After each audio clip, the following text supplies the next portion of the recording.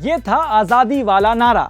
अब ये सुनिए। भारत की धरती पर और खासतौर पर उत्तर प्रदेश की धरती पर मैं इस बात को कहूंगा, धरना प्रदर्शन के नाम पर कश्मीर में जो नारे कभी आजादी के लगते थे, अगर इस प्रकार के नारे लगाने का कार्य करोगे, ये देशद्रोह की श्रेणी में आएगा और फिर इस पर भी कठोरतम कार्रवाई करने की कार्रवाई सरकार करेगी।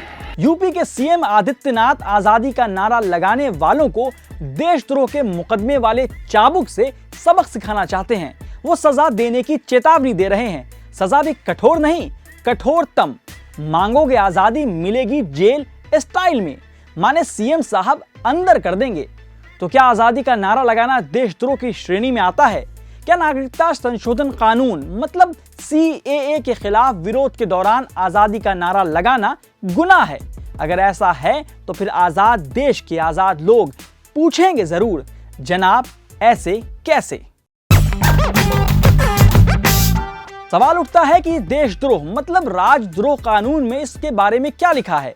क्या महज नारा लगाने से कोई देशद्रोही बन जाएगा? एक शब्द में कहें तो जवाब है नहीं, मिस्टर सीएम साहब, नहीं।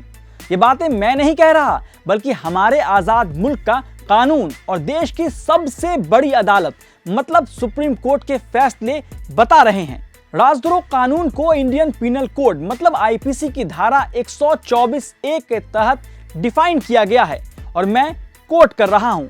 कोई जो भी बोले या लिखे गए शब्दों से, संकेतों से, दृश्य निरूपण मतलब विजुअल रिप्रेजेंटेशन से या दूसरे तरीकों से घृणा या अवमानना पैदा करता है या करने की कोशिश करता है या भारत में कानून सम्मत सरकार के प्रति वैमनस्य को उकसाता है या उकसाने की कोशिश करता है, तो वो सजा का भागी होगा। अनकोट। दोष सिद्ध होने पर उम्र कैद और जुर्माना या 3 साल की कैद और जुर्माना या सिर्फ जुर्माने की सजा दी जा सकती है। यह धारा अंग्रेजों के जमाने की है, मतलब गांधी से लेकर तिलक तक जब अंग्रेजों के खिलाफ लिखते थे, बोलते थे तो अंग्रेजों को घबराहट होती थी।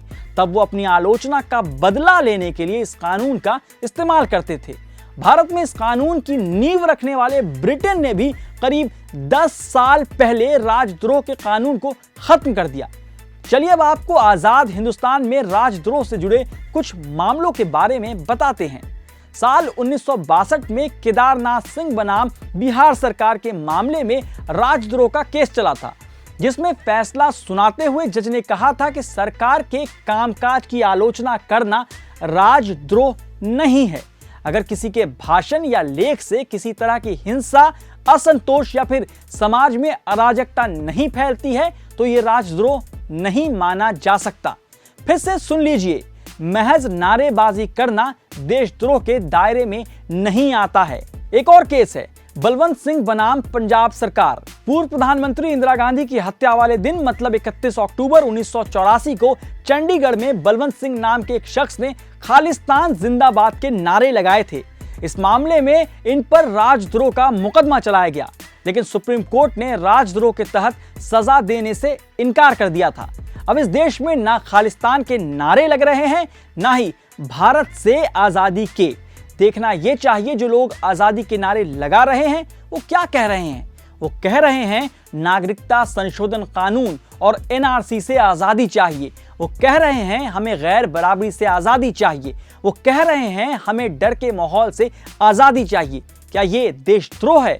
हकीकत तो ये है कि जो भी अपने देश में गैर बराबरी और डर से आजादी की मांग कर रहा है वो अपने देश को बेहतर बनाने की बात कर रहा है। ऐसा करने वाले लोगों से जब सीएम कहेंगे कि आजादी का नारा नहीं लगा सकते तो ये लोग पूछेंगे जरूर, जनाब ऐसे कैसे?